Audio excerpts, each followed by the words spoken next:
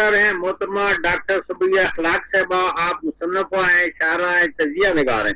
मैं उनसे वक्त ज़ाया किए बगैर दरख्वास्त कर रहा हूँ कि अपनी तकरीर शुरू फरमाएं। फातिमा रशीद साहब, आपने हाथ का निशान बनाया है, आखिर में हम आपकी बात सुनेंगे। बिस्मिल्लाहिर्रहमानिर्रहीम। अस्सलामु अलैकुम वरहमतुल्लाहि वबरकातुहू। ख़वातीन व हज़रात, मेरी इज़्ज़त अफ़ज़ाई है कि आज मैं इस महफ़िल से खिताब कर रही हूँ, और जैसा कि आपने अभी सुना, ये हल्क़ाए तसव्वुफ़ ज़िक्र व फ़िक्र के तहत ये महफ़िल मुनक़िद की गई है। और आज का मौज़ू है क़ाफ़िला-ए हिजाज़ में एक हुसैन भी नहीं, गर्चे है ताबदार अभी गे सुए दजला व फ़रात। इस शेर का ताल्लुक करबला से है। करबला का अलमिया खुद तारीख है, जो एक तवील पस मंज़र रखता है और तवील तर पेश मंज़र रखता है। हकीकी जिंदगी से ताल्लुक रखने वाले अजीम अफराद के शऊरी फैसले इसको जन्म देते हैं। तारीख के आगाज के साथ ही इन तहजीबी कदरों के तहफ़्फ़ुज़ की जंग शुरू हुई। अदल और इंसाफ की, सिला रहमी की, हुर्रियत फ़िक्र की, जुल्म के खिलाफ एहतजाज की, ये वो अक़दार हैं जो 61 हिजरी के इब्तदाई 10 दिनों में अपने उरूज कमाल के नुक्ते पर नजर आती हैं, और आइंदा आने वाले एक साल से ज्यादा अरसे दरबारों, बाजारों और जिंदानों में लड़ी जाती रही। फिर इसके बाद तारीख के दामन से पैवस्त होकर आज तक जारी है।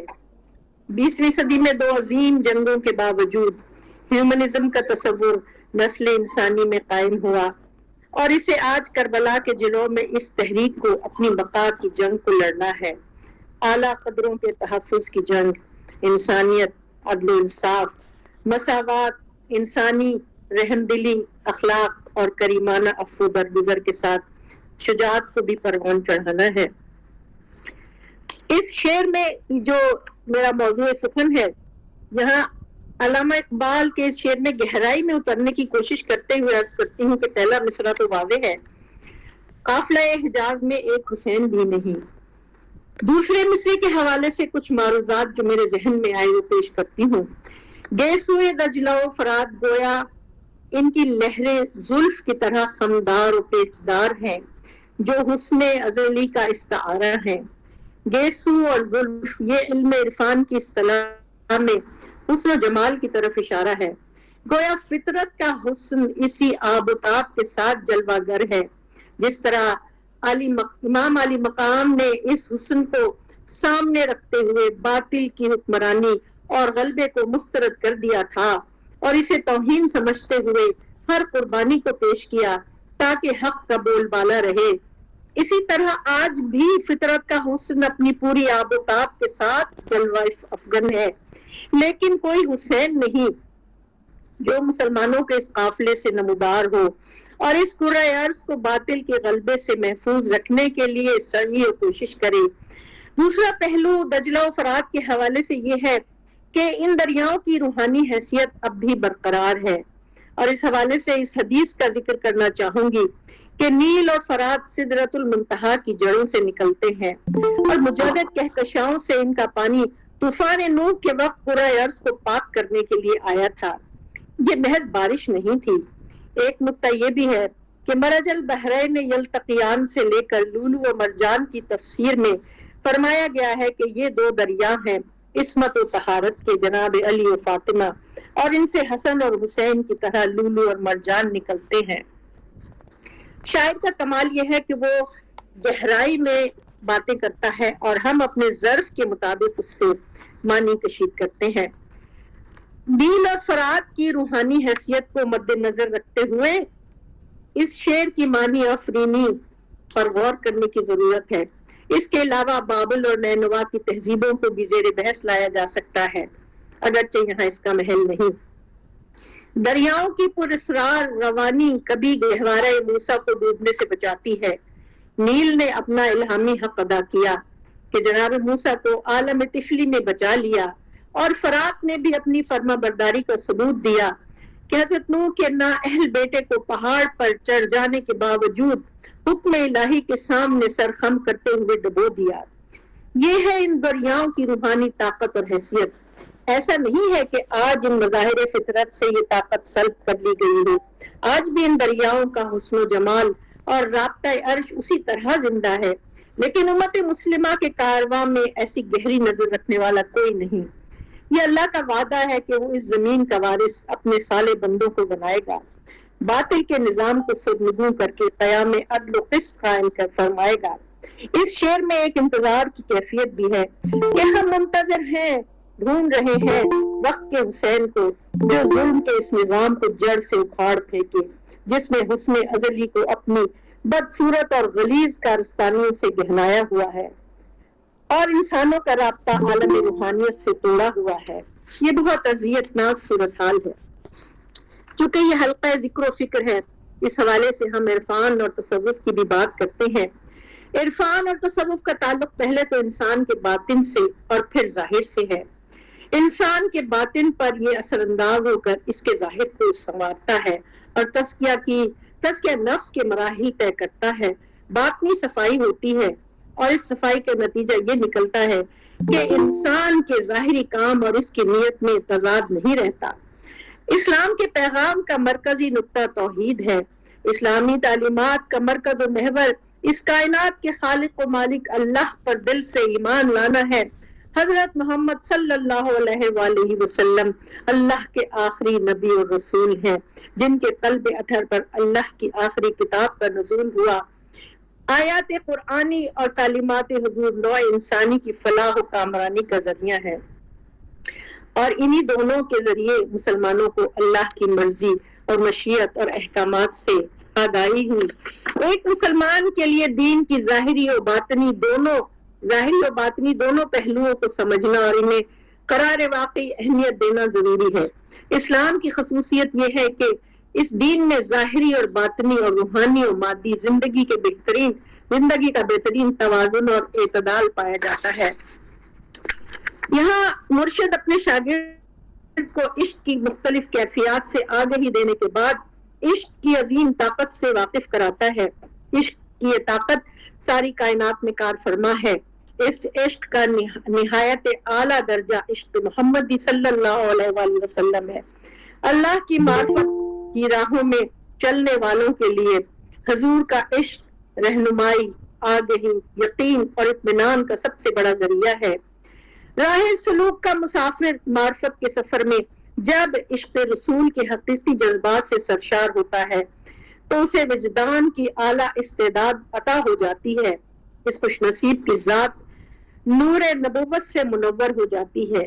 اسی کیفیت کی جانب اشارہ کرتے ہوئے حضرت علی کرم اللہ وجہہ فرماتے ہیں، رب العزت کے کچھ مخصوص بندے ہمیشہ موجود رہے ہیں جن کی سرگوشیوں کی صورت میں اللہ حقائق و معارف کا القاء کرتا ہے اور ان کی عقلوں سے الہامی آوازوں کے ساتھ کلام کرتا ہے۔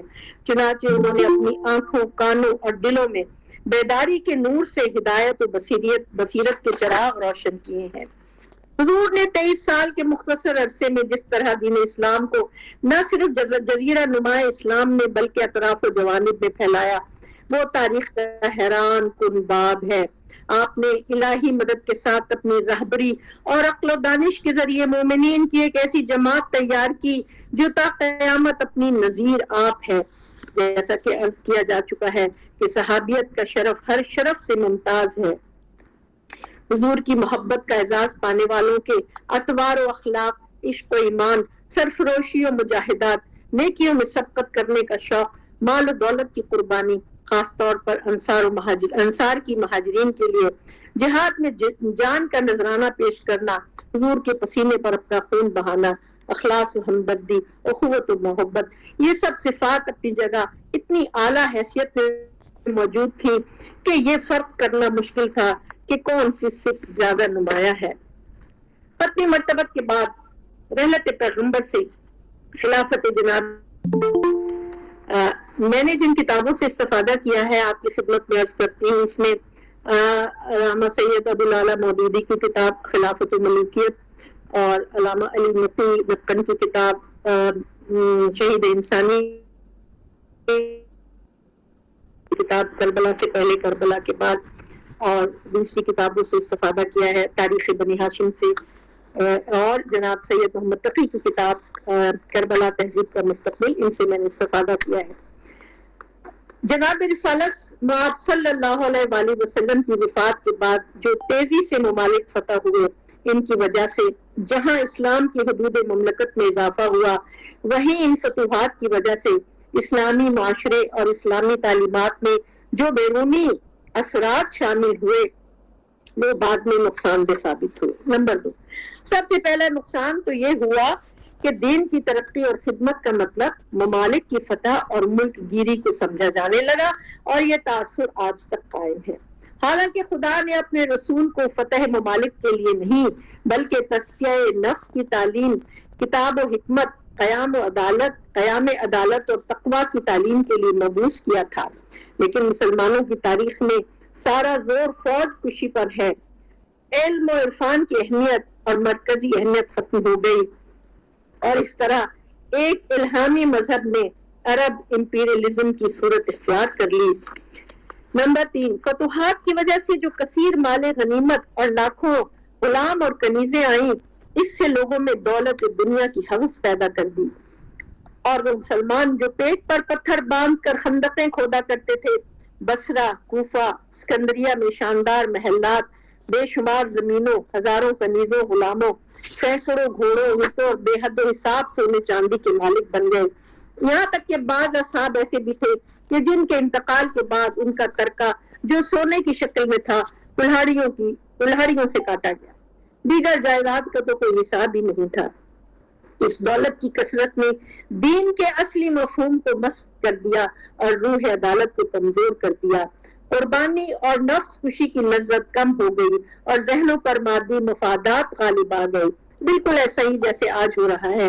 مغربی سرمایہ دارانہ نظام کے غلبے نے بالکل یہی صورت پیدا کی ہوئی ہے، اور عالم اسلام مجموعی طور پر اسی کیفیت سے دوچار ہے اور بے ساختہ منہ سے نکلتا ہے، قافلہ حجاز میں ایک حسین بھی نہیں، گرچہ حتابدار ابھی گیسوئے دجلہ و فرات۔ اس صورتحال پر سب سے اہم احتجاج رسول کے صحابی حضرت ابو ذر غفاری کا ہے، جن کے متعلق قول رسول مشہور ہے: نہ کسی زمین نے کسی ایسے انسان کا بوجھ اٹھایا، نہ آسمان نے سایہ کیا جو ابو ذر سے سچا ہو۔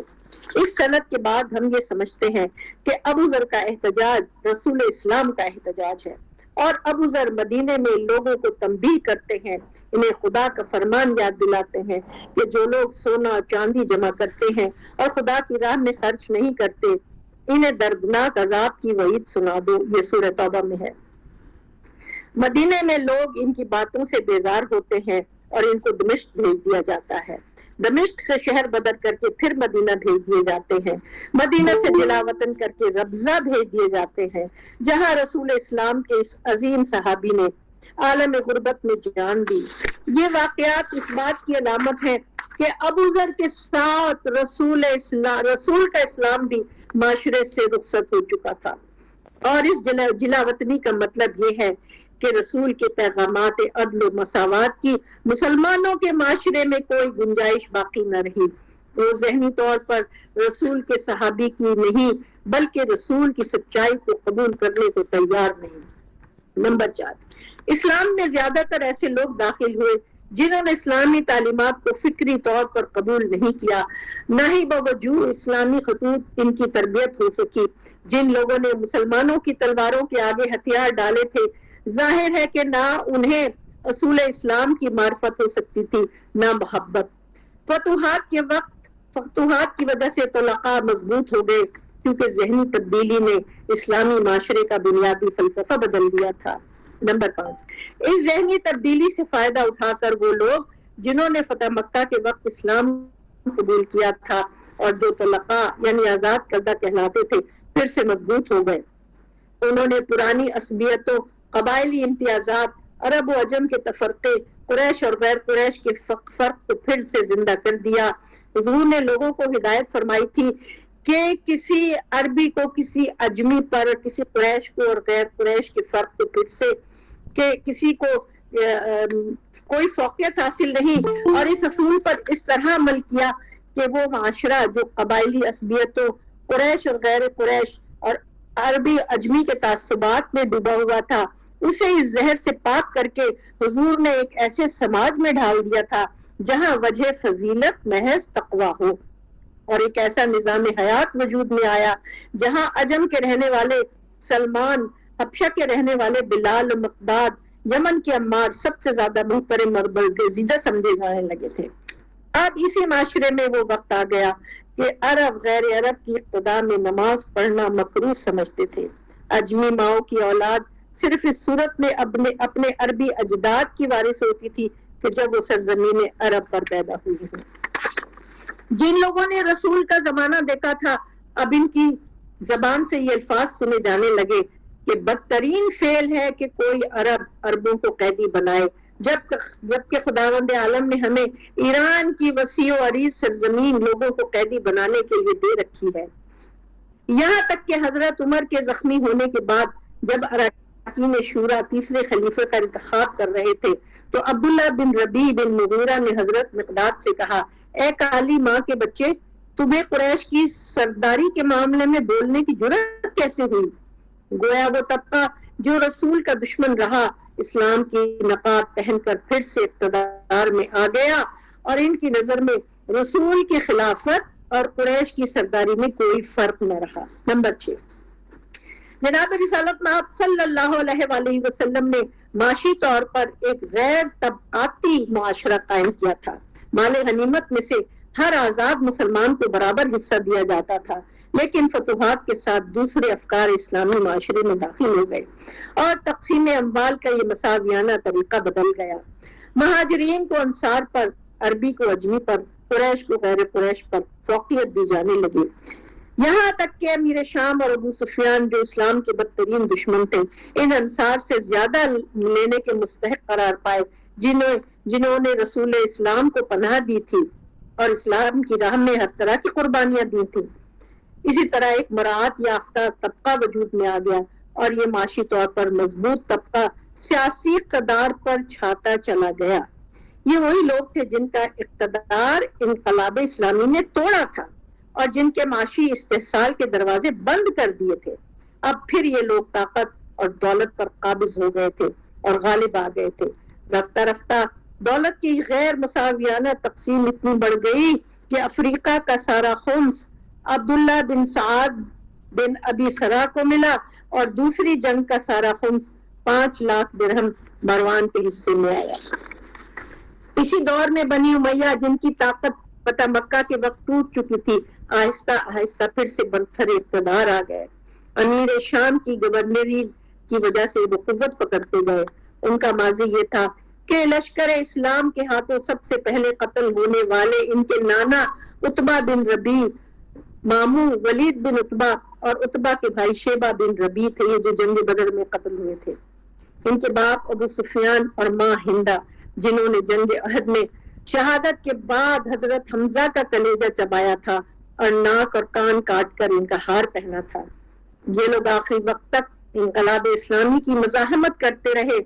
شام فتح کرنے کے بعد جب وہاں کے گورنر بنے تو انہوں نے قیصر و کسریٰ جیسی حکومت قائم کی۔ حضرت عمر نے ان کے عیش و عشرت پر اعتراض کیا تو جواب دیا گیا، اس ملک میں دشمنوں کے جاسوس ہر وقت موجود رہتے ہیں، اگر یہ انتظامات شان و شوکت اور دکھاوے نہ ہو تو اسلامی رعب ان کے دلوں سے اٹھ جائے گا۔ جناب ابو ذر کا یہ قول مشہور ہے کہ اگر امیر شام یہ قصر خضرا اپنے پیسے سے بنوا رہا ہے تو اسراف ہے، اور اگر بیت المال سے بنوا رہا ہے تو یہ خیانت ہے۔ یہ سارے واقعات بتا رہے تھے کہ اب امور مسلمین ان لوگوں کے ہاتھوں میں تھے جنہیں ان اکرمکم عند اللہ اتقاکم سے کوئی ذہنی رابطہ نہ تھا، اور زبان سے اسلام قبول کرنے کے باوجود جن کے شعور نے اسلامی معیار قبول نہیں کیے تھے۔ یہیں سے یہ نقطہ سامنے آتا ہے کہ عرفان و تصوف انسان کے باطن سے رابطہ رکھتا ہے، اور یہاں جب وارث اسلام اور وارث قرآن جناب امام حسین علیہ السلام کے سامنے یہ حقیقت آئی کہ یہاں باطن آلودہ ہو چکے ہیں اور صرف ظاہر پر اکتفا کیا جا رہا ہے، تو آپ نے قیام کا فیصلہ کیا۔ بیعت یزید کا معاملہ اور امام حسین کا انکار بیعت۔ شام کے لوگ مرکز اسلامی سے دور ہونے کی وجہ سے امیر شام ہی کو دین اسلام کا نمائندہ اور ان کی اطاعت ہی کو دنیا اور آخرت کی نجات کا ذریعہ سمجھتے تھے۔ مورخین عام طور سے یزید کی ولی عہدی کی تحریک کا محرک کے اول مغیرہ بن شیبہ والی کوفہ کو قرار دیتے ہیں۔ یہ جناب ابو العلا مودودی نے اپنی کتاب خلافت و ملوکیت میں اس پہ وضاحت سے بیان کیا ہے، اور بیان کرتے ہیں کہ جب امیر کرنے کا ارادہ کیا تو مغیرہ نے ان کو یزید کی ولی عہدی کی تجویز پیش کی، جبکہ دیگر مورخین کا خیال ہے کہ حصول اقتدار کے بعد ہی سے امیر شام کے دل میں اپنے بیٹے کی ولی عہدی کی خواہش کروٹیں لے رہی تھی، جس کا اندازہ ان کارگزاریوں سے ہوتا ہے جن پر صلح نامہ حسن کے بعد سے امیر شام عمل پیرا ہوتے رہے۔ رعایت معاہدہ کو روندنا، افراد بنی ہاشم کی تذلیل و تحقیر کرنا، حضرت علی پر سب و شتم کرنا اور جودہ بنت اشعث کے ذریعے مسند نشین امامت یعنی امام حسن علیہ السلام کو سازش کا نشانہ بنا کر قتل کرنا خاص طور پر قابل ذکر ہے۔ اس کے بعد انہوں نے اپنی قلبی کیفیت کا اعلانیہ اظہار کرنا شروع کر دیا اور فرامین کے ذریعے تمام عمال و حکام کو اس تجویز پر عملی جامہ پہنانے کی ہدایات جاری کی، اور مسلسل 7 سال تک اپنے مقصد کے حصول کے لیے کوشاں رہے۔ اس کارروائی کی بابت جناب سید ابو العلا مودودی اپنی کتاب خلافت و ملوکیت کے صفحہ نمبر 150 پر لکھتے ہیں کوٹ ان کوٹ، مگر اس رودات سے 2 باتیں بالکل واضح ہیں۔ ایک یہ کہ یزید کی ولی عہدی کے لیے ابتدائی تحریک کسی صحیح جذبے کی بنیاد پر نہیں ہوئی تھی، بلکہ ایک بزرگ نے اپنی ذاتی مفاد کے لیے دوسرے بزرگ کے ذاتی مفاد سے اپیل کرتے ہوئے اس تجویز کو جنم دیا۔ دونوں صاحبوں نے اس بات سے قطع نظر کر لیا کہ وہ اس طرح امت محمدیہ کو کس راہ پر ڈال رہے ہیں۔ دوسرے یہ کہ یزید بجائے خود اس مرتبے کا آدمی نہیں تھا کہ امیر شام کا بیٹا ہونے کی حیثیت سے قطع نظر کرتے ہوئے کوئی شخص یہ رائے قائم کرتا کہ ان کے بعد امت کی سربراہی کے لیے وہ موزوں ترین آدمی ہے۔ دین و ایمان کی خرید و فروخت کا سلسلہ شروع ہوا۔ احکام شاہی کے بعد ان لوگوں کے دین اور ایمان خریدے گئے۔ سب سے پہلے مغیرہ بن شیبہ نے کوفے کے 10 آدمیوں کا ایمان 30,000 درہم میں خریدا اور انہیں اپنے بیٹے موسیٰ بن مغیرہ بن شیبہ کی سرکردگی میں دمشق بھیجا تاکہ یہ لوگ یزید کو ولیعہد بنانے کے لیے امیر شام سے کہیں۔ اس وفد نے دمشق پہنچ کر اپنا سارا کام پورا کیا۔ امیر شام نے موسیٰ ابن مغیرہ سے علیحدگی میں دریافت کیا، کیا تمہارے باپ نے ان لوگوں سے ان کا دین کتنے میں خریدا؟ انہوں نے کہا 30,000 درہم میں۔ تو انہوں نے کہا تب تو ان کا دین ان کی نگاہ میں بہت ہلکا ہے، گویا وہ خود بھی اس بات کو سمجھتے تھے۔ انعام و اکرام کی لالچ کے ساتھ ڈرانے دھمکانے کا سلسلہ بھی جاری تھا اور خطوط بھی ارسال کیے گئے اور وفد بھی بھیجے گئے اور مدینہ، مکہ اور دوسری جگہوں کے سفر بھی کیے گئے۔ قومی خزانے کے منہ کھول دیے گئے۔ حضرت عبداللہ ابن عمر کو 1,00,000 درہم بھیجے، جو انہوں نے یہ کہہ کر یہ رقم لوٹا دی کہ اس مقصد کے لیے بھیجی ہے تو میرا دین میرے لیے بہت ہی سستا ہو گیا۔ یہاں تک کہ یزید کے سگے چچا کے بیٹے عبداللہ ابن یزید بن ابو سفیان نے بھی ان کو منع کیا کہ یہ اقدام نہ کریں۔ اس حوالے سے جناب ابو العلا مودودی نے صفحہ نمبر 151 پر اخنف بن قیس کے بارے میں لکھا ہے کہ انہوں نے بھی منع کیا تھا۔ الامامہ و سیاسہ میں الدینوری نے لکھا ہے کہ جن لوگوں کو خطوط لکھے انہوں نے خط کے جواب میں تفصیل سے لکھا کہ یزید اس قابل نہیں کہ وہ خلیفۃ المسلمین بنے۔ ان کی کتاب جلد اول میں یہ تفصیل موجود ہے۔ ان لوگوں میں کون لوگ شامل تھے؟ ان میں عبداللہ ابن جعفر، ابن عباس، عبد الرحمن ابن ابو بکر، عبداللہ ابن عمر، عبداللہ ابن زبیر، سعید بن عثمان بن عفان شامل ہیں۔ یہاں تک کہ انہوں نے یہ بھی لکھا ہے کہ امیر شام خود بھی یزید کو ولی عہدی کے قابل نہیں سمجھتے تھے۔ مدینہ میں جن افراد سے اس تحریک کو سخت مخالفت کا سامنا کرنا پڑا ان میں حسین ابن علی، عبداللہ ابن زبیر، عبد الرحمن ابن ابو بکر، عبداللہ ابن عمر تھے، جن کا شمار اسلام کے حل و عقد میں کیا جاتا تھا۔ اس موقع پر امام عالی مقام کا خطبہ تاریخ کی کتابوں میں نقل کیا گیا ہے اور اس اقدام کے نقصانات کا ذکر کیا ہے۔ اس خطبے کے بعد سخت کشیدگی پیدا ہوئی۔ یہاں یہ بات کہنا ضروری سمجھتی ہوں کہ 60 سال تک امام علی مقام اپنے مختلف خطبوں کے ذریعے اپنے موقف کا اظہار کرتے رہے اور کوئی بات بھی ڈھکی چھپی نہیں تھی۔ اچھا، یہ وہ وقت تھا کہ جب معاشرہ جب اس حالت میں پہنچ گیا تھا، لیکن ایک گھر ایسا تھا، یہ گھر بدلتے ہوئے حالات سے غافل نہیں تھا، بلکہ مستعد اور متحرک تھا، موقع کا منتظر جب یہ گھر میدان میں آنا ہوگا اور ان میں سے ہر ایک کو اپنا اپنا محاذ سنبھالنا ہوگا، اس لیے کہ یہ جنگ بڑی ہمگیر جنگ ہوگی۔ یہ جنگ محض امیر شام یا اس کے جانشینوں کے خلاف ہی نہیں لڑنی، بلکہ یہ معاشرے کی بے حسی کے خلاف، زر پرستانہ رجحانات کے خلاف، دولت سے چنجیائی ہوئی آنکھوں کے خلاف، مصلحت آمیز دنیا دارانہ سمجھوتوں کے خلاف، مردہ ضمیروں کے خلاف اور ظلم و استحصال کے خلاف لڑی جائے گی۔ اس جہاد کے مختلف مورچے ہوں گے، میدانوں سے، قید خانوں سے، بازاروں سے، مسلوں سے، مدرسوں سے دین کا دفاع کیا جائے گا۔ اس دفاع میں کبھی تلوار استعمال ہوگی، کبھی قلم، کبھی خطبے، کبھی دعائیں۔ اس کے مجاہدین میں بوڑھے بھی ہوں گے، جوان بھی ہوں گے، عورتیں بھی ہوں گی اور بچے بھی ہوں گے۔ رسول کا گھر اس عظیم جہاد کی تیاری کر رہا تھا، ماؤں کی گودوں میں تیاریاں ہو رہی تھیں اور عبادت کے مسلوں پر تیاریاں بھی ہو رہی تھیں اور دعائیں بھی ہو رہی تھیں۔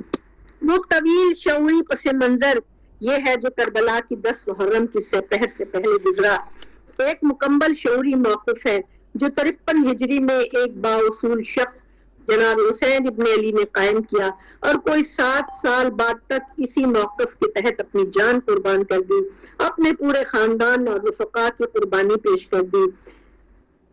امیر شام نے بیعت کا مطالبہ سب سے پہلے 53 ہجری میں کیا تھا۔ اس مطالبے کا معقول جواب انقلاب و بغاوت سے دیا جا سکتا تھا، لیکن انقلاب اور بغاوت کی ناکامی ہر منطق کی روح سے یقینی تھی۔ حسین ابن علی وضاحت سے جانتے تھے کہ دمشق کی حکومت کا تختہ الٹ دینا ممکن نہیں ہے۔ انقلاب کی کال دے سکتے تھے، یہ کال ناکام ہوتی۔ ان کے بھائی امام حسن کی طرح وہی حالات تھے جو حضرت امام حسن کے سامنے تھے۔ حسین کو جذباتی اور سریع و غضب آدمی تو تھے نہیں کہ پرجوش جذبات کے دباؤ میں آ کر ایسی بغاوت کا اعلان کر دیتے جس کا ناکام ہو جانا صاف نظر آ رہا تھا۔ موت کا خیر مقدم کرنے کے لیے تو وہ ہر وقت تیار تھے، لیکن موت کو اپنی مرضی سے بلانا ہو تو پھر موت کا وقت اور حالات طے کرنے کا حق بھی حاصل ہو جاتا ہے۔ پوری نسل انسانی میں کسی شخص کو بھی یہ اعزاز حاصل نہ ہو سکا کہ وہ اپنی موت کا وقت، اس کا انداز اور ان حالات کو مہیا کرنے کا حق حاصل کر سکے جن میں موت کو دعوت دینا ہو، اور یہ سب کچھ پورے شعوری منصوبے کے ساتھ، ایک ایسے منصوبے کے ساتھ جو ما لہو پر بھی پورا اترتا ہو اور ما علیہ پر بھی، جس میں نہ مایوسی کا کوئی دخل ہو، نہ غیظ و غضب، نہ جذبات، نہ انتقامی جذبے کا عنصر ہو، نہ کامیابی کا امکان موجود ہونے سے مادی فتح حاصل کرنے کی خوش فہمی ہو، نہ خود سپردگی ہو۔ مطالبہ بیعت پیش ہونے کے فوراً بعد ہی حسین ابن علی نے چند بنیادی فیصلے کر لیے تھے۔ انہوں نے فیصلہ کر لیا تھا کہ بیعت نہیں کریں گے۔ انہوں نے فیصلہ کر لیا تھا کہ وہ اعلان بغاوت یا انقلاب نہیں کریں گے، اس لیے کہ اس کا ناکام ہونا یقینی تھا اور اس کی ناکامی کے نتیجے میں حکومت کو یہ عذر ہاتھ آ جائے گا کہ حسین ابن علی معاشرے میں فتنہ پیدا کرنا چاہتے ہیں۔ شہادت تو حسین کی یوں بھی ہوتی، مگر اس سوال کا جواب کوئی نہ ہوتا کہ ہار کے طے شدہ ہونے کی صورت میں بغاوت کا اعلان ہی کیوں کیا تھا۔ جس شخص نے موت کا استقبال کرنے کا فیصلہ کر لیا ہو، اس کے لیے انقلاب یا بغاوت کی کال دے دینا سب سے آسان کام ہوتا ہے، لیکن حسین ابن علی عام انقلابیوں کی طرح نہیں تھے کہ وقتی جذبے اور غصے میں آ کر میدان میں اتر جاتے۔ ان کے یہاں صورتحال شعور کی ترازو میں تل رہی تھی۔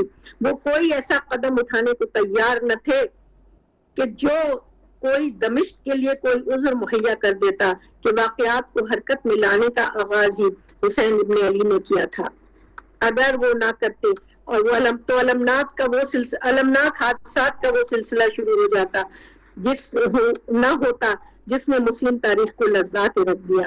انہوں نے دمشق کے اس وظیفے تک کو جو صلح کے معاہدے کی روح سے وہ لے رہے تھے لینے سے اس لیے انکار نہیں کیا کہ ایک تو ان پر معاہدے کو تنسیخ کر دینے کی ذمہ داری آ جاتی، دوسرے دمشق پر یہ دباؤ پڑتا کہ وہ حسین سے براہ راست متصادم نہ ہونے کی جس پالیسی پر امیر شام کے زمانے سے ہم عمل کر رہے تھے اسے بدل دیں۔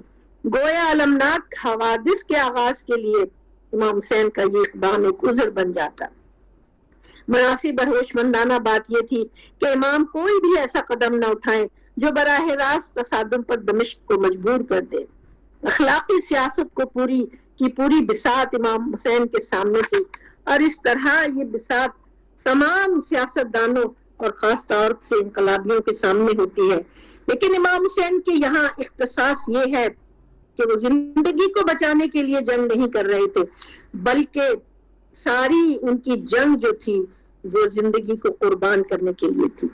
اب یہاں تاریخ کے اس پہلو اس صفحے کی طرف جاتے ہیں کہ سوال یہ پیدا ہوتا ہے کہ کربلا کی داستان آج 1400 سال بعد دوسری طرح زندہ ہے۔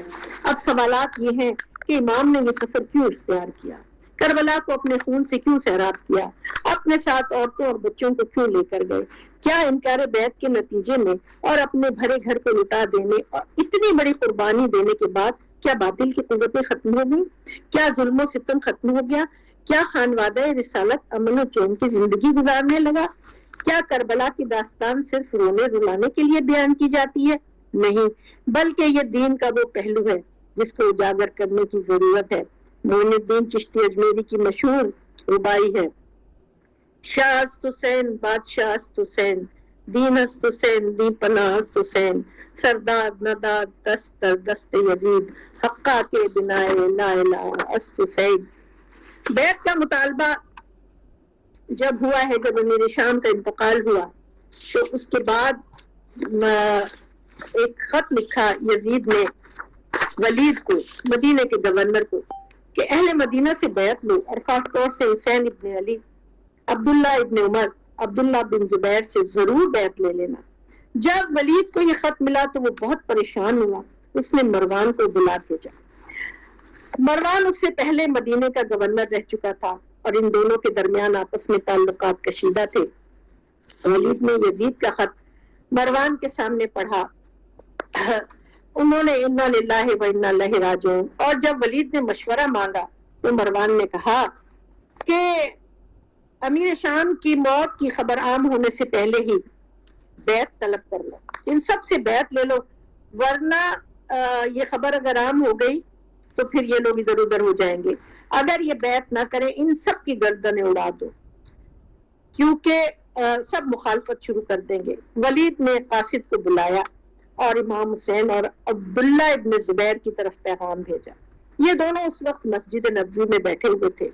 قاصد نے ولید کا پیغام دیا اور کہا کہ امیر نے آپ دونوں کو بلائے ہیں، انہوں نے کہا کہ تم جاؤ ہم آتے ہیں۔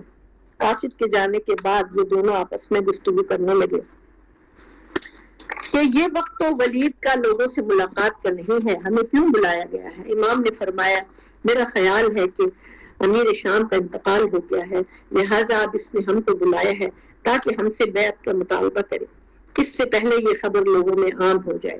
عبداللہ ابن زبیر نے کہا جی ہاں میرا بھی یہی خیال ہے، کیونکہ دیکھیے پچھلے 7 سال سے یہ معاملہ درپیش تھا اور امام 7 سال سے اس پر اپنا موقف وقتاً فوقتاً بیان کرتے رہے تھے۔ اب یہاں امام گھر تشریف لے گئے بنی ہاشم کے نوجوانوں کے ساتھ، جو کہ ایک طرح کے پرسنل گارڈ تھے امام کے، دارالامارہ تشریف لائے رات کے وقت، اور نوجوانوں کو باہر کھڑا کر دیا اور کہا کہ میں خود اندر جاتا ہوں اور جب اگر میری آواز بلند ہونے لگے تو تم لوگ اندر آ جاؤ۔ ارے امام اندر تشریف لے گئے اور ولید نے خط پڑھ کر سنایا۔ ولید اور مروان دونوں تعظیم کے لیے کھڑے ہوئے سلام کیا۔ ولید نے خط پڑھ کر سنایا۔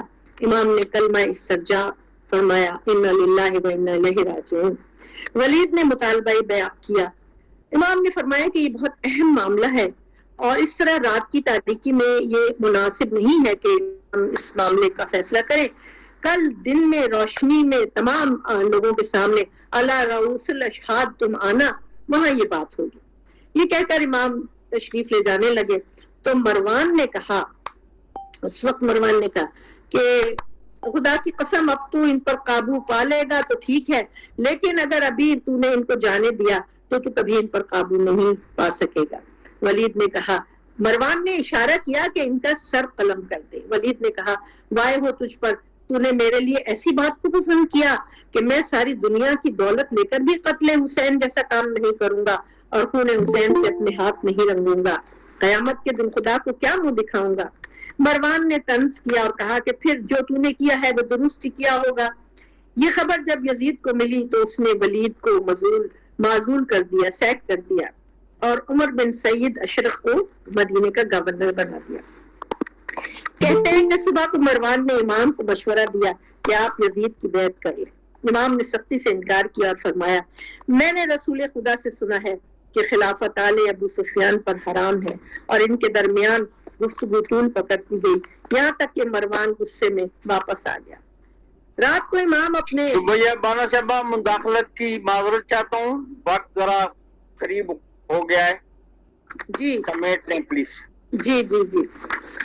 اس کے بعد امام نے اپنے بھائی محمد امام اپنے نانا، اپنی والدہ، اپنے بھائی سے رخصت ہوئے اور خواب میں آپ نے جو دیکھا کہ آپ کی شہادت کی طرف اشارہ تھا، میں اس وقت مختصر کر رہی ہوں۔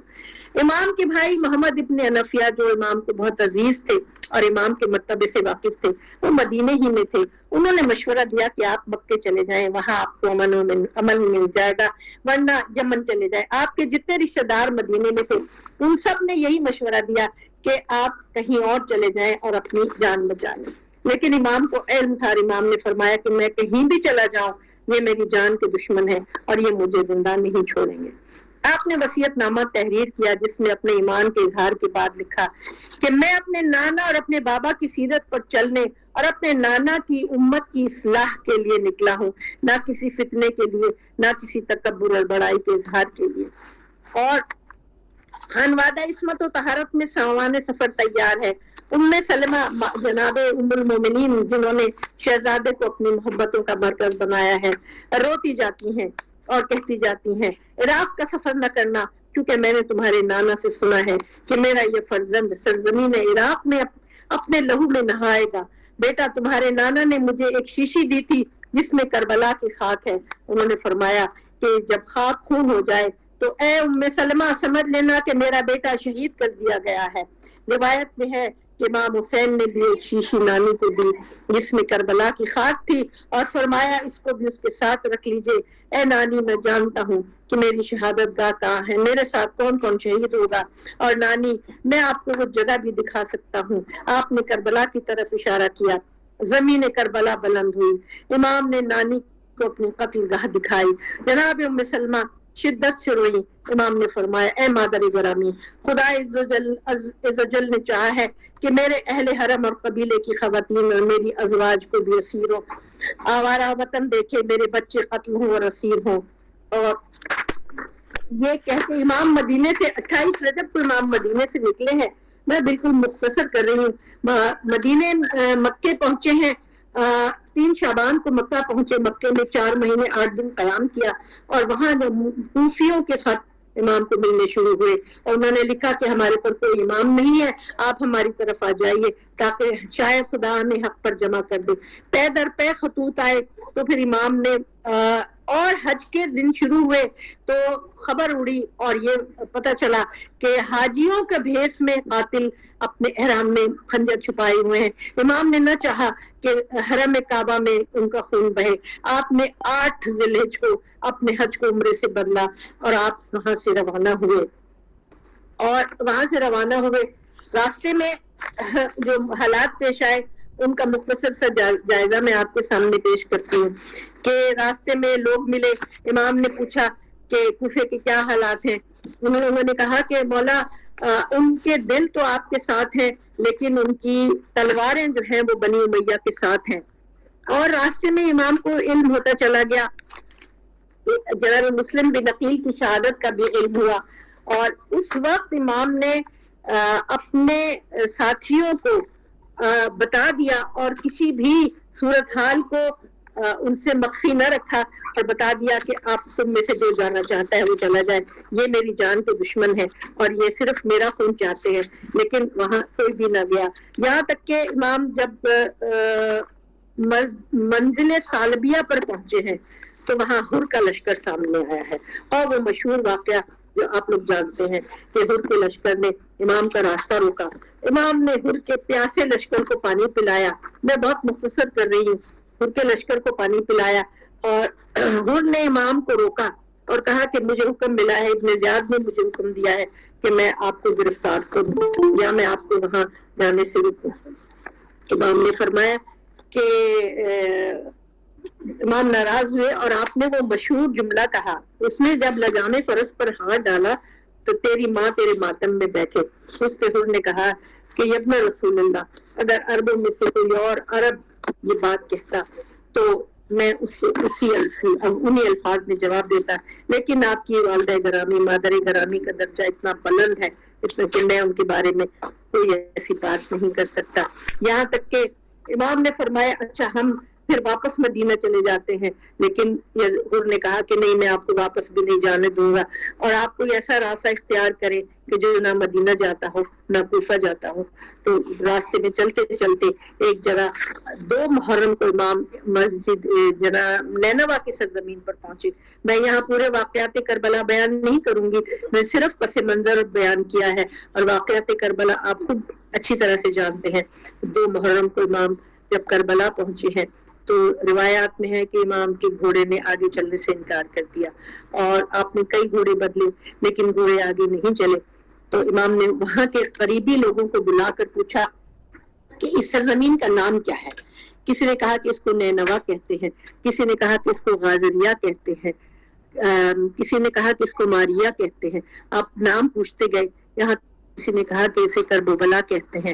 اور اے فرزند رسول, یہ سرزمین نبیوں اور نبی زادوں کو راس نہیں آتی, آپ یہاں سے تشریف لے جائیے. امام نے فرمایا کہ امام کو پتا تھا کہ آپ کی منزل آ گئی ہے. آپ نے وہاں زمین 60,000 درہم میں وہاں زمین خریدی اور اس کی باقاعدہ ڈیمارکیشن کی اور اپنے خیموں کا وہاں پہ قیام کیا. اور وہاں یزید کی فوجیں آنی شروع ہو گئی, اور 4 محرم کو جب شمر کی فوجیں آئی تو امام کے خیام کو پانی سے ہٹایا, دریائے فرات سے ہٹایا. دیکھیے یہاں دریائے فرات کا ذکر آ گیا ہے, ہٹا کر اور دور ان کے خیمے نصب کرنے پر مجبور کیا گیا. امام نہیں چاہتے تھے کہ وہ پانی پہ جنگ کرے, اور امام نے ان کو مہلت بھی دی, ان کو وقت بھی دیا, اور سوچنے کا بھی اور سمجھنے کا بھی. مذاکرات بھی ہوئے, ٹیبل ٹاکس بھی ہوئی, باتیں بھی ہوئے. آخری وقت تک امام ان کو ہدایت دیتے رہے اور ان کو یہ بتاتے رہے, ان کو ریئلائز کراتے رہے کہ تم رسول کے بیٹے کے خون سے اپنے ہاتھ نہ رنگو, تم جہنم نہ خریدو, اور ہدایات دیتے رہے. اور معافی کا بھی امام ان کو بتاتے رہے, کہتے رہے کہ اب بھی تم باز آ جاؤ تو میں تمہیں معاف کر دوں گا. آخر وقت تک یہ کرتے رہے, اور مختلف جو خطبے کتابوں میں موجود ہیں, میرے پاس وقت نہیں ہے کہ میں آپ کے سامنے بیان کروں, لیکن امام نے ہر موقع پہ ان کو موقع دیا اور سمجھاتے رہے. لیکن انہوں نے اپنے لیے ایسی لعنت خریدی جو تا قیام قیامت تک ان کے حصے میں آئے گی. ربنا تقبل منا انک انت السمیع العلیم وتب علینا انک انت التواب الرحیم. تھینک یو, شکریہ, جزاک اللہ. شکریہ جناب محترمہ سمیہ بانو صاحبہ, آپ نے حضرت امام حسین رضی اللہ تعالیٰ عنہ کے حوالے میں بہترین تشریح فرمائی. اب اس پروگرام کے منتظم ڈاکٹر یاسر حسین ستی صاحب کچھ بات کرنا چاہتے ہیں, میں ان سے درخواست کرتا ہوں کہ اپنی بات رکھیں. جی میرے چھوٹے چھوٹے کوشچن ہیں ڈاکٹر صاحبہ سے. ماشاءاللہ تاریخی حوالوں سے بڑا مزین انہوں نے یہ مقالہ پیش کیا ہے. ایک تو حضرت ابو ذر غفاری رضی اللہ تعالیٰ عنہ کی جو جلاد وطنی ہے اس حوالے سے انہوں نے بات کی ہے. بالکل یہ تاریخی بات ہے, حقیقت ہے, لیکن وہ اس انداز کے ساتھ ہے کہ حضرت علی کرم اللہ وجہ الکریم جیسے لوگ بھی اس وقت ریاست مدینہ کے اندر موجود تھے اور خلفاء کی مشاورت میں وہ شامل ہوتے تھے اور جید صحابہ تھے، تو ان کی جلاد وطنی پہ کیا کسی اجل صحابہ میں سے کسی کا احتجاج ہوا یا ان پہ زہد غالب تھا اور ایک اسلامی ریاست کے حوالے سے شاید ایسے مسائل تھے کہ جی ان کو چھوڑنے کے لیے، بلکہ جب وہ ربضہ میں تھے تو جب اپنے فرزندوں کے ساتھ امام علی ان کے پاس موجود تھے وہاں، اور ان کی حد الامکان جس طرح ہو سکتا تھا ان کو سپورٹ کرتے تھے. لیکن آپ کو پتہ ہے جب حکومت کی مشینری اس طرح اتنی طاقت، آپ آج کل کے حالات سے اندازہ لگا لیجئے، اتنی طاقت جب حکومت کی مشینری کے پاس ہوتی ہے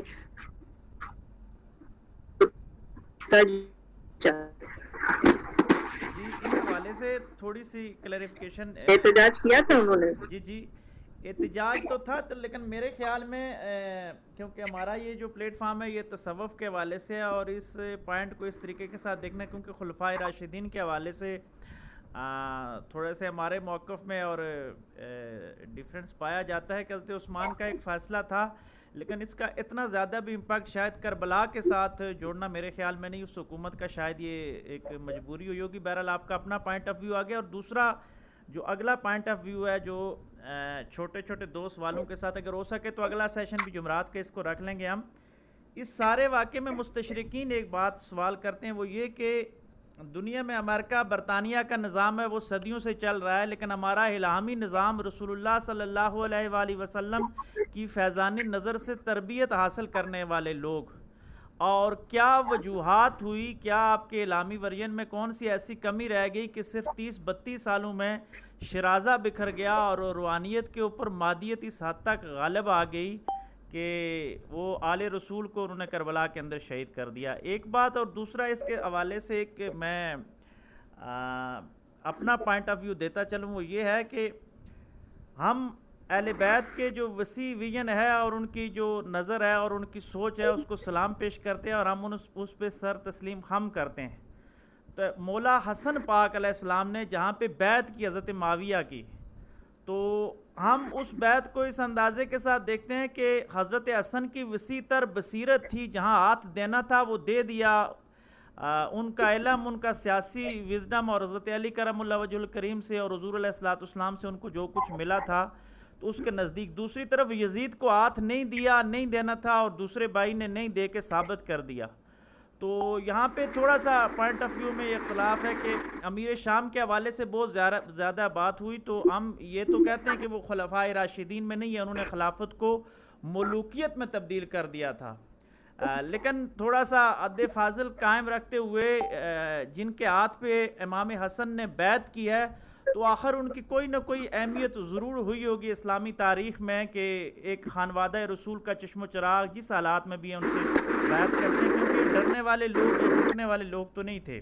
دوسرا یہ ہے، اسی کو اگلے بے شک اس میں آپ کر لیجئے گا کہ امام علی مقام امام حسن اور امام علی مقام امام حسین علیہ السلام کا کاروبار کیا تھا، ان کا ذریعہ معاش کیا تھا. بہت سارے لوگ یہ کوسچن اٹھاتے ہیں، میرا اپنا اس پہ ریسرچ بہت کام ہے، آپ کی زیادہ ہوگی یقیناً یا باقیوں کی، کہ حضرت معاویہ کی جب تک حکومت رہی امیر شام کی تو وہ باقاعدہ وظائف تھے اور وظائف اچھے خاصے تھے جن پر ان پہ گزر اوقات ہوتا رہا اہل بیت کا، اور وہ صدقہ و خیرات کرتے رہے، یعنی ان کے تعلقات اچھے تھے ہی تو یہ فائنینشلی طور پہ بھی یہ سارے کام چلتے رہے. یزید کے ساتھ جب اختلاف بڑھے تو پھر کربلا میں اس طرح آئے کہ انہوں نے حق اور باطل کو واضح کر کے رکھ دیا. یہ چھوٹے چھوٹے سوال اور تبصرہ ہے، اس میں اگر کوئی گستاخی ہوئی تو معذرت چاہتا ہوں.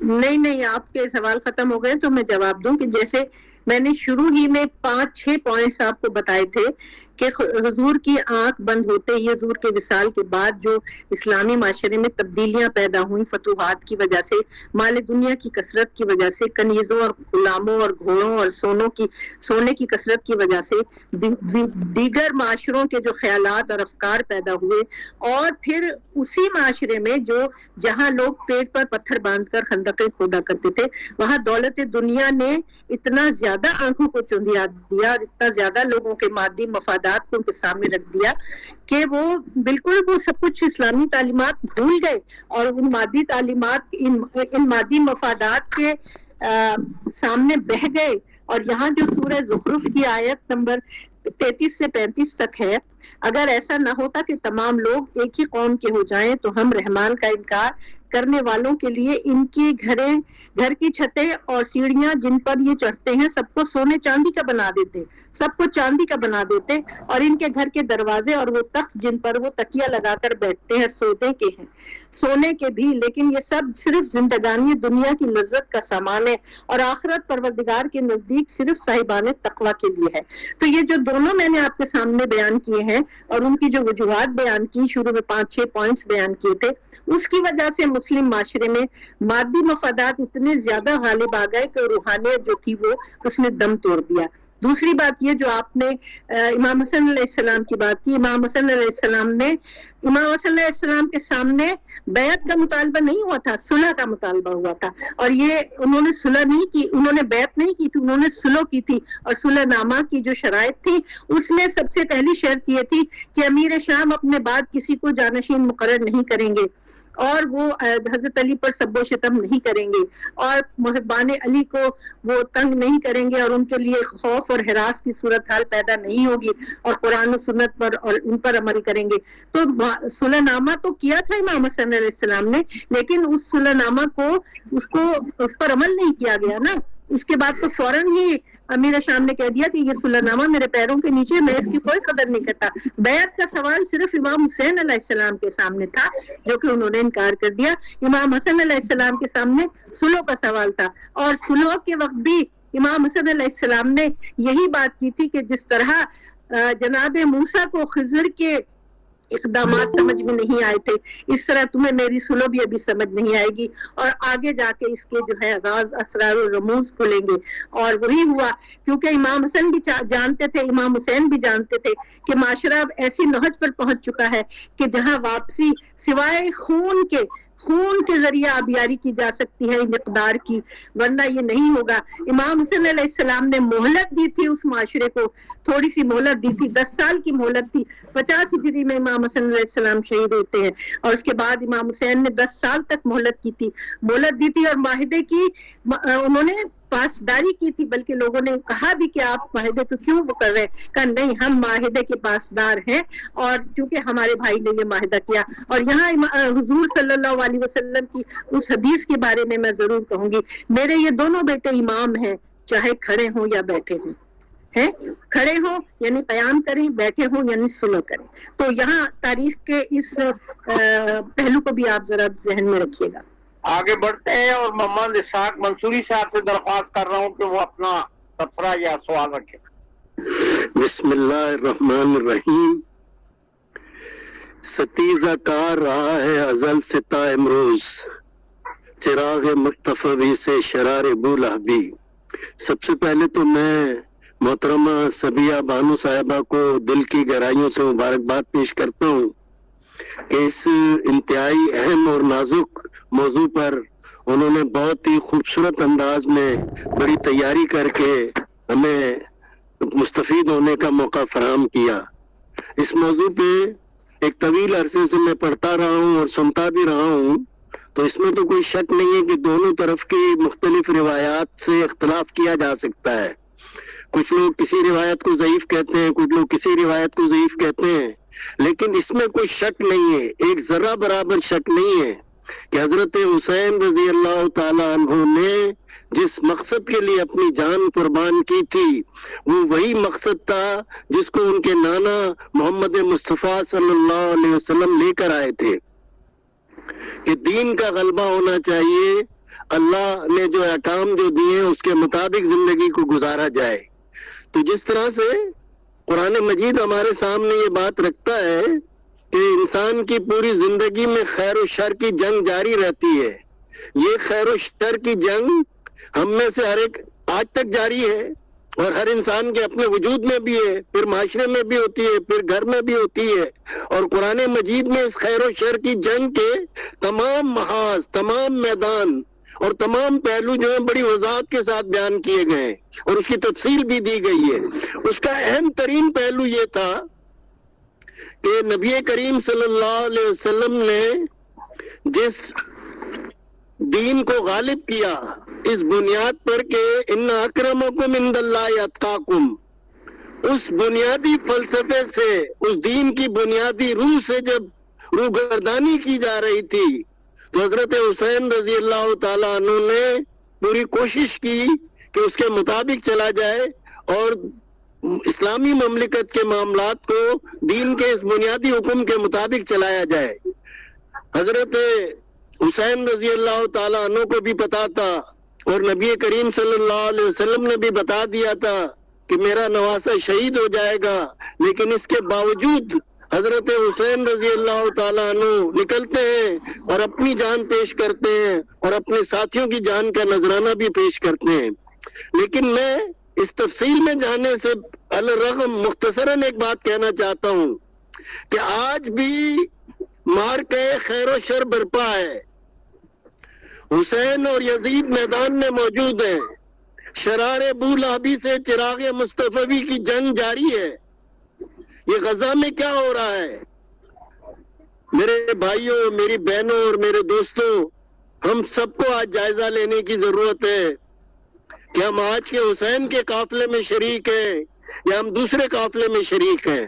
بس میری یہی درخواست ہے کہ ہم میں سے ہر شخص اس بات کا جائزہ لے کہ آج جو میدان کربلا گرم ہے فلسطین کے اندر، وہاں پہ ہماری ماؤں، بہنوں اور بیٹیوں اور بچوں پر جو ظلم و ستم کی انتہا ہو رہی ہے، ہم کہاں کھڑے ہیں؟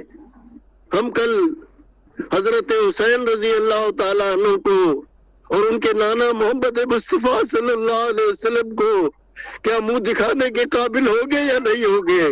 وآخر دعوانا ان الحمدللہ رب العالمین. شکریہ محمد اسحاق منصوری صاحب. اب میں درخواست کر رہا ہوں فرید الدین مسعود برانی صاحب سے کہ وہ اپنا نقطہ نظر یا سوال رکھیں. جی، میں محترمہ سمیہ بانو صاحبہ کو سلام پیش کرتا ہوں کہ انہوں نے بڑے احسن انداز سے جو واقعہ کربلا ہے اس کی پوری تاریخی پس منظر بیان کیا ہے، اور واقعاً یہ گزشتہ جو 61 ہجری سے پہلے جو 26 سال گزرے ہیں ان کا تجزیہ و تحلیل کیے بغیر کربلا کو ایک تو واقعات سے اس کا ادراک نہیں کیا جا سکتا. تو بڑا جو شعر تھا میں اس کے حوالے سے عرض کروں گا کہ قافلہ حجاز میں ایک حسین بھی نہیں. پہلی بات تو یہ ہے کہ حضرت اقبال پورے قافلہ حجاز کو حسینی دیکھنا چاہتے ہیں. نمبر 1 کہ وہ چاہتے ہیں پورا قافلہ حجاز حسینی ہو، اور اگر نہیں تو کم از کم ایک حسین تو ہو. جو حسین کا کانسیپٹ ہے، اقبال 61 ہجری کے جو حسین کو جنرلائز کانسیپٹ دے رہے ہیں کہ امت کا ہر فرد جو ہے اس کو حسینی ہونا چاہیے. اور واقعاً حضرت امام حسین نے جو کربلا میں فرمایا تھا کہ مثلی لا جبائی و مثلا یزید، کہ جو بھی مجھ جیسا ہوگا وہ یزید جیسے کی بیعت نہیں کرے گا. اس سے مراد یہ ہے کہ حسین اپنے جیسوں کا انتظار کر رہے ہیں کہ وہ تاریخ میں جب بھی یزید جیسے ابھریں گے تو حسین جیسے جو ہیں وہ قیام کریں گے. تو واقعاً اور امام حسین نے کربلا میں فرمایا بھی حل من ناصر ینصرنا، کون ہے جو میری مدد کرے. تو وہاں مدد کس چیز کی کرنی تھی؟ اصل میں وہ جو مقصد حسینی تھا اس کی مدد کرنی تھی کہ جب بھی یزیدان وقت کھڑے ہوں گے اور طاقت اور اقتدار کے ساتھ جو ہے وہ روح اسلام کو اپنی منصب سے ہٹانے کی کوشش کریں گے تو اس وقت جو ہے حسین جیسے کھڑے ہوں گے. اب ایک بات میں اس میں عرض کرنا چاہوں گا، سید مودودی اللہ رحمہ نے بھی اسے لکھا ہے کہ جب ایک ٹرین کا کانٹا بدلنے کی کوشش کی جا رہی ہوتی ہے اور وہ بڑا ایک نازک عمل ہوتا ہے، جو ٹرین میں سواریاں ہوتی ہیں انہیں نہیں معلوم ہوتا کہ ان کا کانٹا بدلا جا رہا ہے.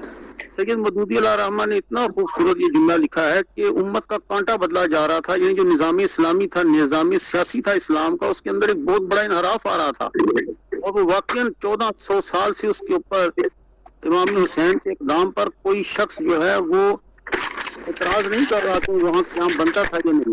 صرف یہ بات ہے کہ حضرت امام حسین نے درک کر لیا کہ اس وقت جب کانٹا بدلا جا رہا ہے تو سید مودودی اللہ رحمہ نے فرمایا کہ اس وقت کیا ہوتا ہے کہ ایک شخص ہاتھ کھڑے کر کے دونوں ہاتھ کے درمیان میں ٹرین کے کھڑا ہو جاتا ہے. وہ کہتا ہے کہ بے شک میری شہادت ہو جائے لیکن میں ایک سوال کوسچن مارک جو ہے قیامت تک اٹھا جاؤں گا کہ میں نے اپنی جان کیوں دی تھی. تو یہاں سید مودودی علیہ رحمہ کا سمجھ آتا ہے وہ جملہ کہ واقعاً وہ اس ٹرین کا جو کانٹا بدلا جا رہا تھا وہاں حضرت امام نے قیام کیا.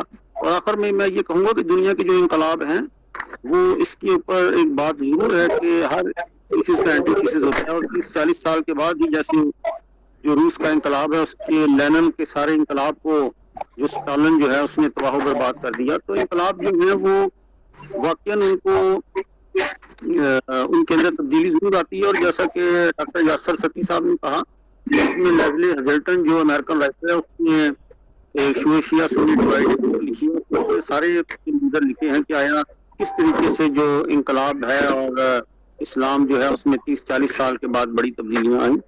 تو بہرحال یہ جو گفتگو ہے اس میں میں سمجھتا ہوں کہ آخر میں ایک شعر ضرور پڑھوں گا کہ جو یہ ساری گفتگو کو حاصل کرے گا کہ جب خیر و شر میں دقت تخلیق ہو گئی بے ساختہ حسین کی تخلیق ہو گئی. تو واقعاً جو یزید ہے یہ اصل میں ولایت سیاسی اور ولایت دینی ان دونوں کی علیحدگی چاہتا تھا, اور حضرت امام نے یہاں یہ سمجھ دیا کہ نہیں, بات جو ولایت دینی جس کے پاس ہوگی ولایت سیاسی بھی اسی کے پاس ہوگی. ان دونوں کے اندر جو رکھنا ہے وہ روح محمدی, دین محمدی اور روح اسلام کی ہے. تو واقعاً آج اگر آپ دیکھیں تو آج کا جو دور ہے اس میں دوبارہ اسی حسینیت کی ضرورت ہے کہ آج کے دین یزید ہیں وہ دنیا کے جتنے تخت ہیں ان کے اوپر آج وہی لوگ بیٹھے ہوئے ہیں, وہی قابض ہیں. اور روح حسینی کو بیدار کرنے کی ضرورت ہے کہ زمام کار کو فاسقین و فاجرین سے لے کر صالحین کو وہ زمام کار دی جائے, اور جو ولایت سیاسی اور ولایت روحانی کا جو اختلاف اور افتراق ہے اس کو ختم کر کے ایک مرکز پہ لایا جائے تاکہ امت جو ہے اس کو اسلام خالص جو اسلام محمدی ہے اس کو ثمرات نصیب ہو. یہ حضرات سے درخواست ہے کہ مائک بند کر دیں, ڈسٹربنس ہو رہی ہے. محمد اسحاق منصوری صاحب اپنا مائک آپ بھی بند کر دیں.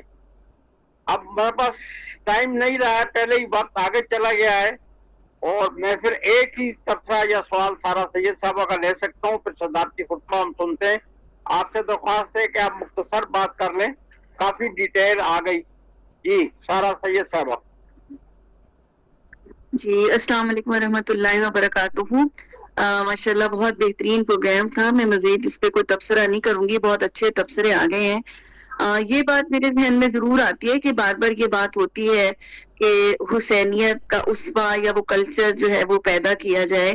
تو میرا ذاتی جو خیال ہے, میں ایک ماں کی حیثیت سے سمجھتی ہوں کہ ماں اور باپ اگر اس وقت فی زمانہ جو یزیدیت کا زمانہ بھی ہے, دجالیت کا بھی زمانہ ہے, جو ہمارے گھر کا محاذ ہے, ہمیں اپنے گھروں میں حسین پیدا کرنے, ہمیں اپنے گھروں میں اپنے بچوں کو فوکسڈ کرنا ہے, جن کو ہم نے اس وقت عبد الدینار اور عبد الڈالر اور پتہ نہیں کیا کیا کچھ ہم نے انہیں بنا دیا, اور ہمیں نہ ٹائم ہے نہ انہیں فرصت ہے کہ وہ ہم سے بات کر سکیں.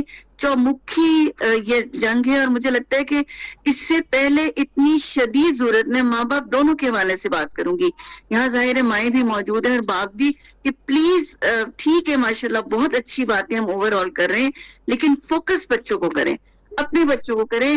ہمارے بچے حسین بنے انشاءاللہ, امام حسین عالی مقام کے جو اسوہ ہے اس پہ چلیں. اب نہیں تو 20 سال بعد 30 سال بعد انشاءاللہ جو انقلاب آئے گا اس کی بنیادوں میں ہمارا لہو شامل ہوگا. جزاک اللہ. ماشاءاللہ بڑا اچھے تبصرے ہوئے, اور تقریر جو تھی وہ بھی بہت اچھی تھی.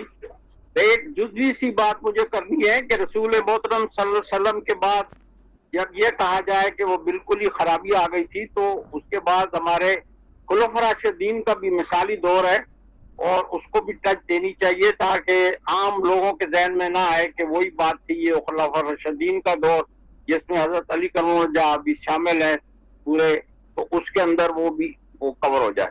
اب ہم اختتام کی طرف بڑھتے ہیں, اور آج کی صدارت فرمانے والے محترم جناب ڈاکٹر مسعود مجاہد صاحب سے میں درخواست کر رہا ہوں کہ وہ صدارتی خطبہ عطا فرما دیں. بسم اللہ الرحمن الرحیم. قافلہ حجاز میں ایک حسین بھی نہیں. آج کی اس نشست میں نہایت وقیع انداز کے ساتھ محترمہ صبیحہ صاحبہ نے نہایت ہی محققانہ، ادیبانہ اور نہایت ہی فکر انگیز اپنے افکار کو اس مقالہ بسیط کے اندر مزین فرمایا. نہایت ہی اہم پوائنٹس کو بھی پیش نظر رکھا اور اس پر ڈاکٹر یاسر صاحب نے، فرید الدین صاحب نے اور دوسرے احباب نے اپنے آسان انداز کے ساتھ اپنے فکری اور عرفانی انداز کے ساتھ انہوں نے تبصرہ بھی فرمایا. لیکن ہم سب یقیناً انٹلیکچوئل فکر کے ساتھ تعلق رکھنے والے ہیں.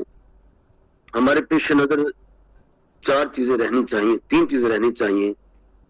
ایک ہے کہ سب سے پہلے ہمیں استنباط و استخراج کے لیے قرآن سے، پھر حدیث سے، پھر تاریخ سے. قرآن و حدیث کے اوپر تو کوئی دوسری رائے نہیں قائم ہو سکتی ہے، اور جب تاریخ آئے گی تو اس تاریخ میں ہم اس تاریخ کو قبول کریں گے جو قرآن و سنت کی مخالفت نہ ہو یا قرآن و سنت اس کی تصدیق کر رہا ہو. جیسے اسرائیلیات کو ہم لیتے ہیں اور وہ اسرائیلیات جو قرآن و سنت کے مخالف نہ ہو ہم اس کو ترک کر دیں گے اور اس سے انحراف اور اس سے اوائڈ کریں گے. تمام کا تمام یہ جو واقعہ ہے اس تناظر کے ہم دیکھتے ہیں کہ سیدنا امام حسن رضی اللہ تعالیٰ کا جب ذکر آتا ہے، ہمارے دوست ڈاکٹر یاسر صاحب نے ذکر کیا اور ڈاکٹر سبیہ صاحب نے بڑے اچھے انداز کے ساتھ جب یہ فرمایا کہ آقا علیہ السلام نے فرمایا کہ ابنی ھذا سید ولعلہ ان یصلح بین فئتین من المسلمین، مسلمانوں کے درمیان جب صلح، آقا نبی علیہ السلام کی حدیث ہمارے سامنے موجود ہے، تو پھر حدیث کی کیوں کیا انہوں نے، کیا کس طرح کیا، تو امت کے اندر جو اصلاح کا اور جو صلح کا جو پیغام دیا اس کی تصدیق جو ہے وہ حدیث کر رہی ہے. لہٰذا ہم اس میں خاموشی اختیار کریں کہ آقا نبی علیہ السلام کی فرامین کی روشنی کے اندر وہ صلح ہو کے رہنی تھی. اور دوسرا حضرت امام علی مقام کا ہے، تو یہ سارے کا سارا واقعہ جو ہے وہ تاریخ ہے. تاریخ کے اندر ہم ان واقعات کو لیں گے جن کی تصدیق قرآن و سنت فرما رہی ہے. میں نہایت ہی خراج تحسین پیش کرتا ہوں کہ بہت ہی انہماک کے ساتھ میں نے سنا اور سبیہ صاحب نے بڑے ادیبانہ انداز کے ساتھ اس میں تمام پہلوؤں کو پیش نظر رکھا، اس میں سیاسی افکار کو بھی پیش نظر رکھا، اس میں مرشد اور مسترشد یعنی تصوف کو بھی پیش نظر رکھا، اور ساتھ ساتھ انہوں نے ماخذ جو بیان کیے خلافت و مولوکیت ہے، شہید انسانی ہے، اور کربلا سے پہلے اور کربلا کے بعد جو بھی انہوں نے اقتباسات لیے ہیں وہ بہت احسن. اب اس دور کے اندر جو استنباط و استخراج ہوگا وہ یہ ہے کہ قافلہ حجاز میں ایک حسین بھی نہیں. یہ ایسا مسئلہ ہے جس کو علامہ مرحوم نے ہمارے سامنے ایک پورے تسلسل کے ساتھ ایک تاریخ کو ہمارے سامنے سمٹ کر رکھ دیا. اور وہ تاریخ جو ہے آدم علیہ السلام سے لے کر نبی اکرم صلی اللہ علیہ وسلم کی ذات تک تاریخ کے جو بھی ادوار آئے، اور ان ادوار کے اندر ہم دیکھتے ہیں کہ کہیں شیطان طاغوت کی شکل میں آتا ہے آدم علیہ السلام کے مد مقابل، نوح علیہ السلام کے مد مقابل مالا جتنے بھی آتے ہیں سردار آتے ہیں، حضرت ابراہیم علیہ السلام کے مد مقابل نمرود آتا ہے، حضرت موسیٰ علیہ السلام کے مد مقابل فرعون آتا ہے، نبی اکرم صلی اللہ علیہ وسلم کے مد مقابل ان سے اشد فرعون محمد صلی اللہ علیہ وسلم جو ہے آقا علیہ السلام کے مد مقابل وہ ابو جہل کی شکل میں آتا ہے. اس پوری تاریخ کے تناظر کے اندر ہم دیکھنے کے بعد یہ، اور پھر وہ تمام کی تمام کو اقوام کا جب جائزہ لیتے ہیں بنی اسرائیل کا، وَيَقْتُلُونَ النَّبِيِّينَ بِغَيْرِ الْحَقِّ، اس تناظر کو ہم دیکھتے ہیں کہ ہم افسوس کرتے تھے کہ نبیوں کو قتل کر دیا کرتے تھے، لیکن آج ہم نے دیکھا ریگزار کربلا کے اندر کہ ذریت نبوت کو کس طرح قتل کیا گیا، اور امت نے اس کو دیکھا، لیکن اس کی امت اس کے اندر بھرپور انداز کے ساتھ مزاحمت نہیں کر سکی دور یزید کے اوپر۔ یہ وہ ایک کوشچن مارک ہے، اور وہ حق دور میں رہے گا۔ اور آج ہم صرف بند و نصاحے کے ساتھ ایک دوسرے کو غزہ کا موقع آ جاتا ہے، اور خصوصاً پاکستان کے حالات کو ہم دیکھتے ہیں تو ہر دور کے اندر اور ہر جگہ کے اوپر یزیدیت جو ہے مختلف انداز کے ساتھ، کہ فرعون جو ہے وہ صرف ایک پہلو کے اوپر اس کے اوپر گرفت تھی، نمرود کے اوپر ایک گرفت تھی، قارون کے اوپر ایک گرفت تھی، لیکن ہم دیکھتے ہیں کہ یزید اس کے پاس بیت المال، اقتدار، اور خاص طور پر جو جوڈیشری تھی، یعنی کوئی ان کے مد مقابل کو فیصلہ دینے والا نہیں تھا کوئی اس وقت۔ یہ یزیدی دور میں تمام کی تمام فرعونیت کے اندر بھی شامل تھی، نمرودیت بھی، اور ابو جہل کی جہلیت بھی، یہ سارے کے سارے اس کے اندر جمع ہو گئے تھے، اور وہ پورے بھرپور انداز کے ساتھ پوری تاریخ کو اپنے اندر سمیٹ کر لے کر آ گیا تھا۔ اور ادھر سے اللہ تعالیٰ کی ذات نے اس کا مقابلہ کے لیے ایک ایسی نبوت کی وہ ذریہ جو تھی، جو نبی حضرت ابراہیم علیہ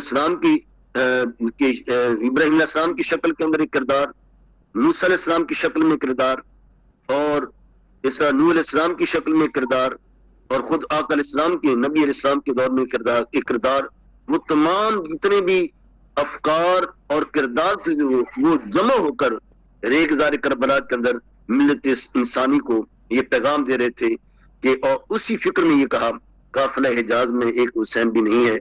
تو میں سمجھتا ہوں کہ امام علامہ اقبال نے وہ پوری تاریخ کو سمیٹا، اور امام علی مقام نے پوری تاریخ کے اندر جو پیغمبرانہ جد و جہد تھی اس کو اپنی ریگزار کربلا کے اندر بند کر کے دنیا کو بتا دیا کہ یہ لوگ دیکھو، تم واقعات پڑھتے رہتے ہو قرآن مجید کے اندر، فرعون کے مد مقابل، نمرود کے مد مقابل، اور اس طرح جتنے بھی طاغوت کے مد مقابل لو میں دیکھتا ہوں ایک کردار تمہیں ادا کر رہا ہوں۔